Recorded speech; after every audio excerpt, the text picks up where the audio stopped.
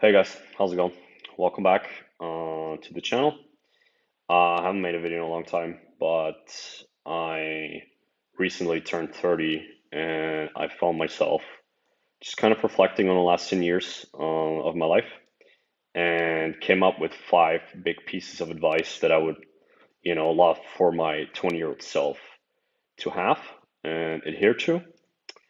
And I've written them down. I think everybody can kind of profit from two things. One, running this exercise for themselves, looking 5, 10 years back, depending on how old you are. If you're not an old fuck like me, maybe it's better to just do 5 years. But yeah, just run the exercise for yourself, and also maybe you can learn something from what I have to say. So let's get started. All right. So number one for me is reflect more. I started doing this 4 to 5 years ago. I sit down every morning, reflect on my day or my previous day, and also on the day ahead.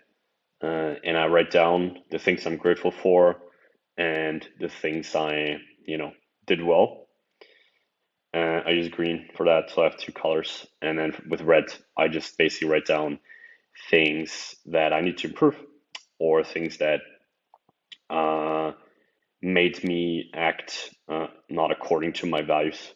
So if I get angry at something stupid I shouldn't be angry at, or I kind of let my monkey brain take over and do something dumb, then I'll write that down in red and I will accept that I did that, but I also will figure out what I can improve to be better going forward.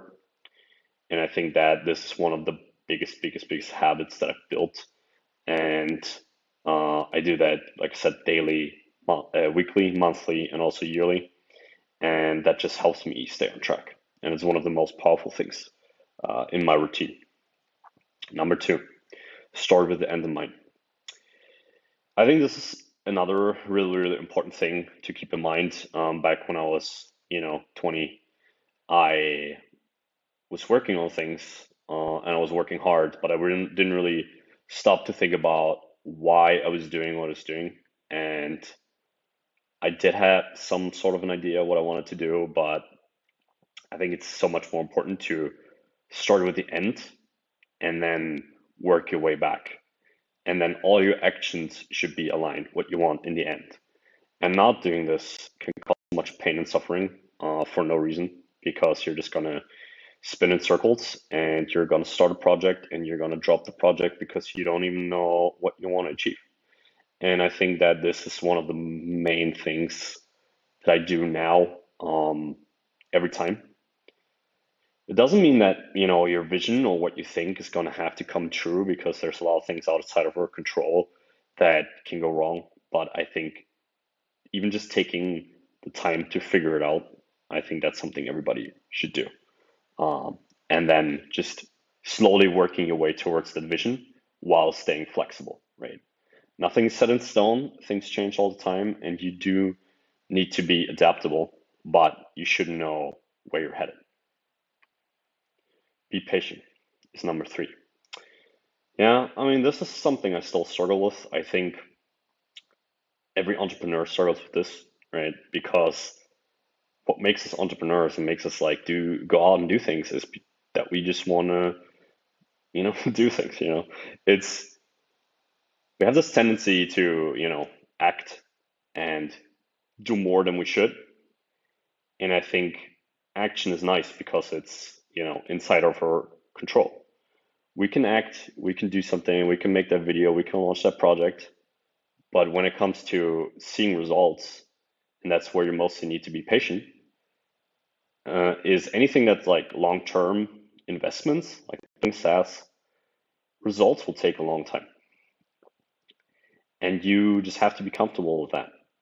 Because if you don't, then you're just gonna be discouraged once, you launch a project and you don't get 20 customers immediately and you're not gonna go viral and things like that. And I think that kills a lot of projects because it kills a lot of momentum. And I think just aligning your expectations is really important. And again, I still struggle with this myself. Good example, last project or current project. We're now have this third subscriber within like 2 weeks, 1 week or 2 weeks. But 3 months before that, there was basically nothing, right? We were just making progress with the product. We were working hard and just kind of improving 1%, 5% every day. But on the results side of things, nothing was happening. And maybe 5 years ago, I probably would have been like, man, this doesn't work because it's already 2, 3 months. And that was kind of my timeline, 2, 3 months of work. And if I then don't see results, I will stop. But I think, you need to be reasonable with your timeline, and you just, also not buy all the bullshit that's on Twitter and whatnot about like, someone exploding within 2 weeks or something. I think that's all bullshit. I think if you get very, very, very lucky, that might happen. But, you're looking at the outliers, you're not looking at the average person. And I do consider myself, just an average person. So it can never hurt to just be more patient. Number 4, care less about what people think. All right, so this is a big one. I guess they're all big, right? It's something I think I already do better than most people. I don't really care about a lot of stuff. Um, I'm quite good when it comes to that, but inherently there is a part of me that does care about putting out work that's subpar, or just even like recording this video, because I know that I'm not a good video editor and it's probably gonna be shit, right? But you know what? I'm just gonna do it anyway because I think there's something that is helpful for other people in this content, and it's just something that I can improve. And I will not become better at making videos if I don't just continue making videos. And I think that that's basically, all you need to. All right, we're number 5. Work on your foundation. This is something I've only really started to do more consciously recently. I think it's very, very important to, whenever you chase some sort of growth hack or you're trying to understand some sort of tactic and why it works, not to just replicate what other people are doing, but to understand why they're doing it or why it's working, right? This will give you so much more long-term benefit than just copying what other people are doing.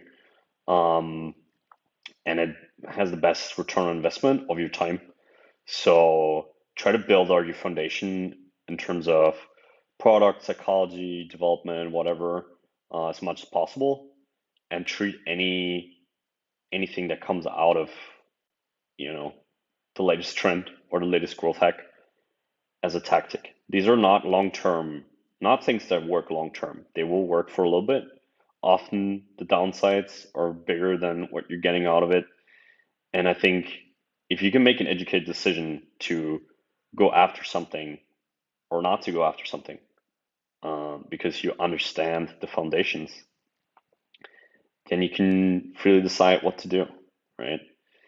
And this is something that most people don't do, but something that's really, really, really important.